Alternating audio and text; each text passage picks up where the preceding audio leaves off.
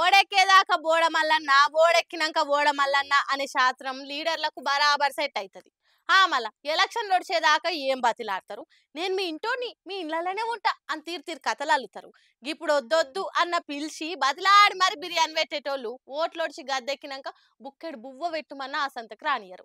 ఇగో వీళ్ళ కథ చూస్తే అట్లనే ఉంది. ఏపీలా ఎలక్షన్ ప్రచారాలు గరం మీద నడుస్తున్నాయి. వైనాట్ 175 అనుకుంటా పంకపాటి మళ్ళా పవర్లకు వచ్చేటందుకు కంకణాలు కట్టుకొని పనిచేస్తుంది. ఇంకో దిక్కు 3 పార్టీలు ముద్దుగా పోతుగూడి ఈసారి కుర్చీని దక్కించుకోవాలని కుస్తీలు పడుతున్నాయి. ఇసువంటి టైంలా ఏ పార్టీది ఎసువంటి వీడియో బయటకు వచ్చినా ఆ వీడియో పార్టీ పాతాలను పల్సగా చేసేటట్టుంది అనిపించినా అవతల పాటోలు ఆలస్యం చేయకుండానే చేతులు నొయ్యంగా షేర్లు చేస్తూనే ఉన్నారు. అట్లనే నిన్నీయాల వైసీపీల ఈ వీడియో కూడా పొలిటికల్ సర్కిల్ లో పొట్టు తిరుగుతుంది. వైసీపీ కోటయ్యూరి అని మాట్లాడేందుకు విజయసాయిరెడ్డి పబ్లిక్ నడమకొస్తే వచ్చిన జనాలు వెనకకు మరలి ఓవట్టిరట. దాంతోని పక్కకున్న పంకపాటి లీడర్ ఉండి పెద్దయిన మాట్లాడుతుండు, అందరికి భోజనాలున్నాయి ఆగురి చెప్పేదిన్నురి వెనకకు రరి అని కుత్కె కూలవడంగా చెప్పుకొచ్చిండు.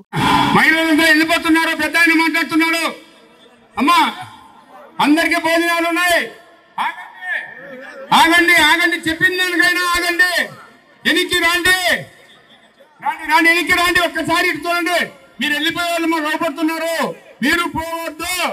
కథం ఇంకేంది, సైకిల్ పాటోలు పంకపాటి ఇజ్జత్ తీయాలని ఫిక్స్ అయ్యి ఎంబటే ఎక్స్ల పెట్టిర్రు. భోజనాలున్నాయి బిర్యానీ పెడతాం పోకురి అని అంటుర్రా.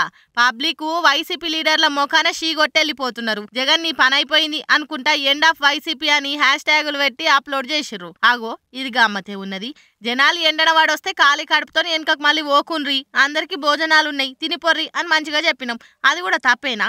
జనాల కడుపు నింపాలనే కదా మా సర్కార్ పనిచేస్తుంది. మీ లెక్క కడుపులు కొట్టే పార్టీ కాదు మాది అని కవర్ డ్రైవులు చేసుకుంటున్నారట పంకపాటోలు. మరి ఆయన తీసువంటి వీడియోనే సైకిల్ పార్టీ ఏదన్నా బయటకు వస్తే ఫ్యాన్ పార్టీ ఫ్యాన్స్ ఎంత ప్రతాపం చూయిస్తారో చూడాలిగా. ఇన్నరా ఈ సంగతి, ఇల్లైనా దేశమైనా అప్పు చేయకుండా సంసారమే నడవది. అప్పు చేసి పాపు కూడా తినవలసిందే. అమెరికా నుంచి ఇండియా దాకా ఏ దేశమైనా అప్పులు ఇచ్చుడు అప్పులు తీసుకుంటూనే ఉంటది. అట్లయితేనే పైసా ఉట్టువడైతుంది. అట్లా మన దేశం ఇప్పటిదాకా తీసుకున్న అప్పు ఎంత ఉన్నదో ఎరికేనా?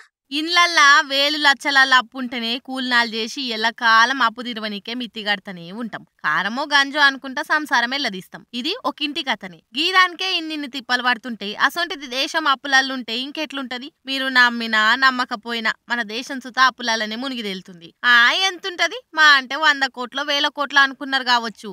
ఏం తక్కువ 161 లక్షల కోట్లట. ఈ డిసెంబర్ నాటికి ఇంకింత పెరుగుతుందట. ఈ 161 లక్షల కోట్ల అప్పుల ఈ 5 ఏళ్లలో సర్కారోలు కట్టే 100కి 30 రూపాయల మందమేనట. అంటే ఈ అప్పంతా మన దేశ జనమందరి మీద ఉన్నది అన్నట్టు. మరి మోడీ సార్ వాటుకొస్తాన్న నల్లధనం వాటుకొస్తే దేశంలో ఇంత అప్పు చేసి అక్కరుండకు పోయేది. సార్ అందరి అకౌంట్లలో వేస్తున్న 15 లక్షలు వేసేటట్టు ఉండేది. ఈ బ్లాక్ మనీ దేలకనే పాపం సార్ అప్పు తీసుకొచ్చి దేశాన్ని నడిపిస్తున్నట్టున్నాడు అని నెటిజన్లు కామెంట్లు పెడుతున్నారు. లీడర్లు కంపెనీలో ఓనర్లు దోషిన వీటన్నిటిని బయటకు తీస్తే దేశానికి ఇంత అప్పయ్యే అవసరం ఉండకపోయేదని ఇంకొందరు అంటున్నారు. లీడర్లు కార్పొరేటర్లు అందరు కలిసి దేశాన్ని లూటీ చేసి ఇట్లా అప్పులపాలు చేస్తున్నారని ఇంకొందరు మండి పడుతున్నారు. రాను రాను మన దేశ పరిస్థితి ఏడు దాకా పోతుందో ఏం పాడో తలుచుకుంటేనే భయం అవుతుంది.